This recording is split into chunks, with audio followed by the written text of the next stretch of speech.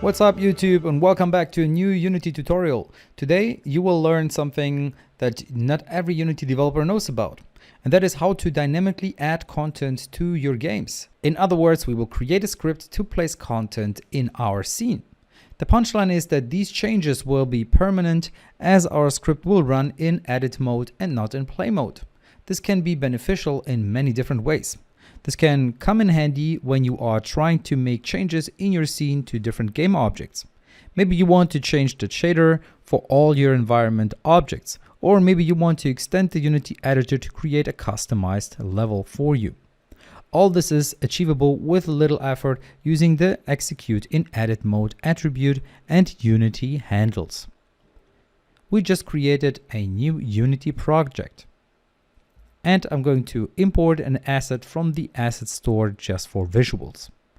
You can search for it in the Unity asset store. It's called Gridbox Prototype. It's one of my favorite assets. It's very helpful when it comes to prototyping stuff, and it's free. It has a lot of cool materials and textures. Since I already have this asset, I will click on Open in Unity. After that, Unity will automatically open and the package manager window will pop up. If you don't see the package directly, like in my case, then navigate to My Assets. The package manager will then display all the packages that are linked to your account. And if you still can't find it, you can search for it by name using the search bar on the top right hand side. Once you find it, click on Download, then Import. Since I already downloaded it, I will just click on Import. Unity will then start importing the package right away. And wait for it until it's done importing. For that, you can just close the package manager window. And if you go to the project tab now, you can see that a folder containing the package we imported was added to our project files. And now we're ready to go. First, let's create a plane. This will act as our ground prefab. I will call it ground. Let's give it a material from the package that we imported. From the prototype grid folder under the resources materials folder, I'll pick one of the nice green materials and drag and drop it into our plane.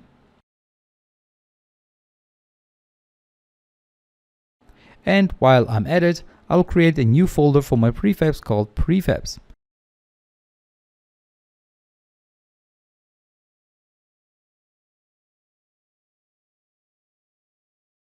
Navigate inside the new folder and drag and drop the ground or game object into the prefabs folder, making it a prefab.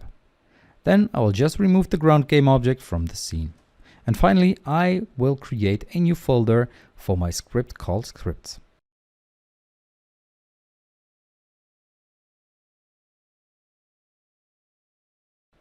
And inside of it, I will create a new script called Scene Setup. Then let's open the script in Visual Studio.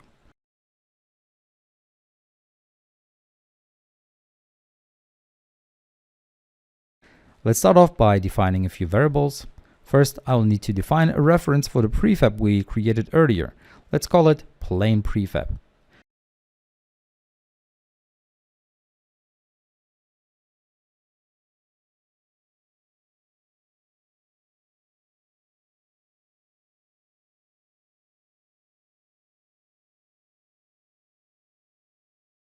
To make our script customizable, I will define two float variables to control the size of the map we're going to create from the editor. Then I will create two float variables, size x and size z. We will use size x and size z to determine the size of our map that we are going to create using the plain prefab. Finally, to keep the scene organized, we will need a private game object called parent, which will act as the parent game object for our planes.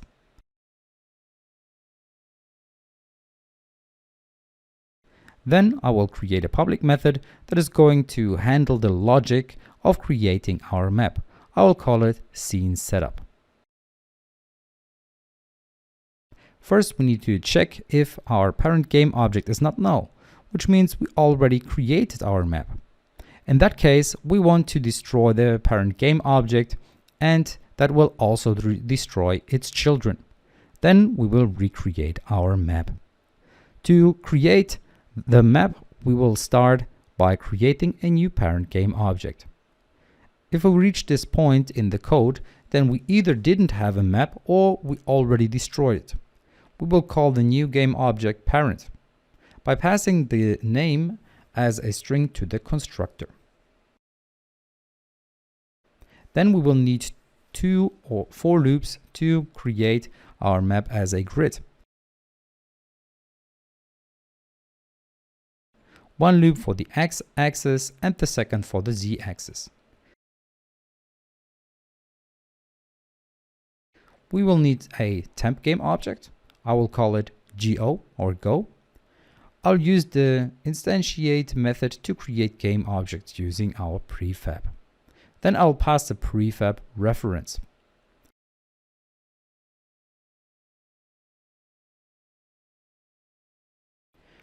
As well as the position of the plane.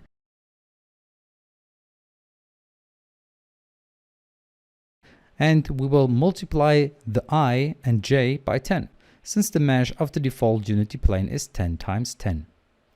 Finally, I will set the rotation to quaternion.identity, which means no rotation. Then we will set the parent of the new game object to be our parent game object. And to keep track of our planes, we will give each plane a unique name.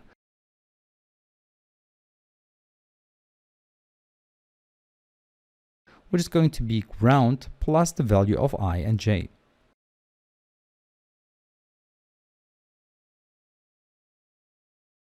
Inside the update method, we will check if the execute was set to true. If that was the case, then we will first call the setup scene method. And then we will set the execute bool back to false, so we don't keep creating our map every frame. Alright, now back in Unity. Let's set up this script.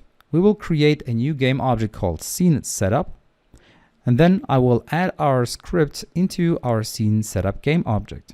Now we need to set up the scripts field from the editor. Then the size X and size Z to 5.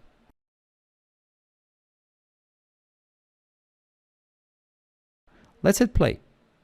Then I will set the execute to true, and our map or planes are created.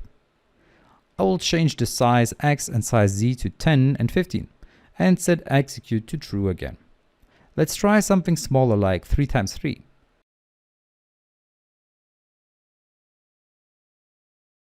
If we exit the play mode, all our changes are gone.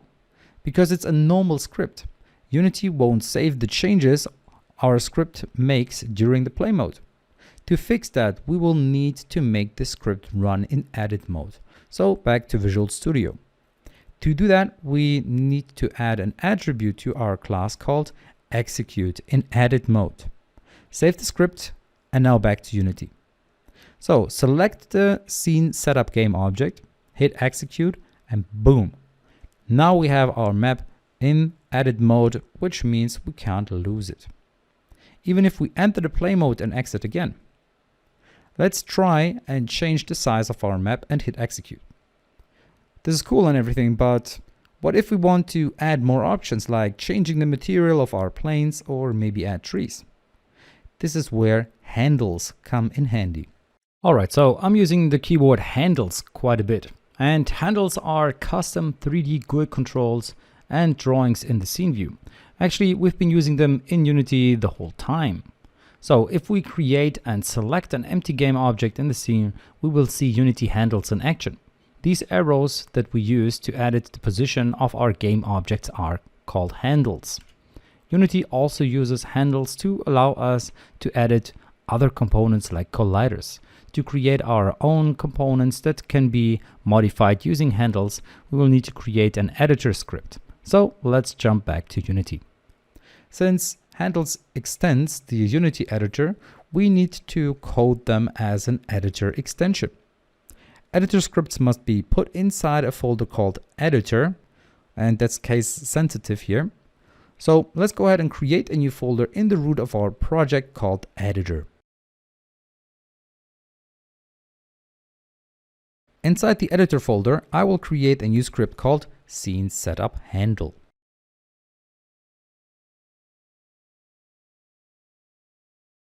Open the script and let's jump to Visual Studio. Since this is going to be an editor script, we don't need any of the monoBehavior event methods. We need to import the editor namespace, however, and make the script extend the editor class instead of monoBehavior. We need to add an attribute to our class called custom editor. We also need to provide the type of component we want our handle to target, which is going to be the scene setup script we wrote.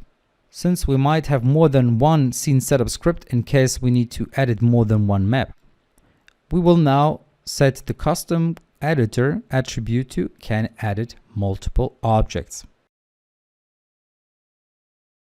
Similar to monoBehavior scripts, the editor scripts have an event method similar to the onGUI method called onSceneGUI. This is going to be the method which we will use to update and deal with the handle logic. Unity editor scripts that deal with scene objects have a property called target, which is going to be a reference to the scene setup game object being inspected or selected. Since the target property is of type object, we need to cast it to scene setup. We will store the casted object into a variable to keep track of it. Our handle will be a clickable cube that will appear in the scene view when we select the game object with a scene setup component attached to it. Because of that, we will need to define a few variables to store the location, size, and clickable area of the cube handle. So first we need a vector3 called cube handle pose, which is going to be the same position as the scene setup game object plus 2 units offset upwards. Then we will use two float values. The first is going to be the cube handle size. We will set it to 2f. The second is cube handle pick size, clickable handle area, which is going to be twice the size of our handle size. Our handle will act as a button and will return true on the onSceneGUI event that were clicked on, similar to how the buttons created inside the onGUI method works.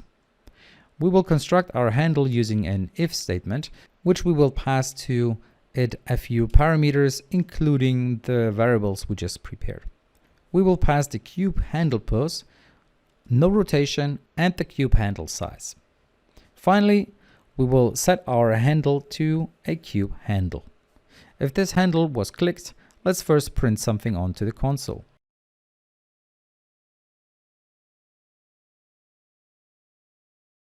And then lastly, we will call the setup scene method from our scene setup component, which, if you remember, we used to create our map. Let's test it in our editor. Let's first delete any maps we have from before, thanks to our execute in edit mode, and then select the scene setup game object. Then a wild cube will appear. Open the console tab and click on the cube. Our map is now created and we got a log in the console. Perfect. So let's resize our map. Oops, we have an error. So this is because we are using destroy in a method which we are calling from an editor script, and this is a no. So let's head back to Visual Studio to fix it. The destroy method will set the game object we are destroying at the end of the frame. But editor scripts are not called every frame. It depends on how frequently our scene view is being updated or changed. Instead, we will use destroy immediate, which will destroy our parent immediately. Save the script and back to Unity. Now let's clear the console and test again. Because we keep destroying our parent game object before we recreate the map, even if we click the cube handle, we won't have any issues. This way, if we need to add any extra features, we just need to add the spawning logic in our scene script and create another handle for it. Alright, so that's pretty much it. Thank you very much for watching this video. Please leave a like if you liked the video and subscribe for more cool programming tutorials. And I will see you in the next video.